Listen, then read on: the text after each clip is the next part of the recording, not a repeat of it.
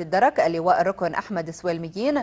واستمع نائب جلالة الملك إلى إيجاز قدمه اللواء الركن سويلميين استعرض فيه الإنجازات التي حققتها قوات الدرك منذ نشأتها والخطط والبرامج التدريبية المستقبلية والتي تهدف بالوصول بقوات الدرك إلى أعلى درجات الجاهزية والاحتراف.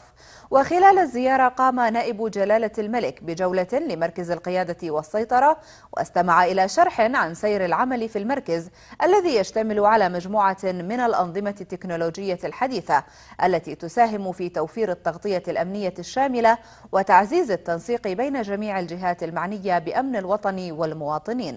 وأعرب نائب جلالة الملك خلال الزيارة عن تقديره واعتزازه بمنتسبي قوات الدرك على الجهود المبذولة في سبيل الحفاظ على مقدرات الوطن ومكتسباته.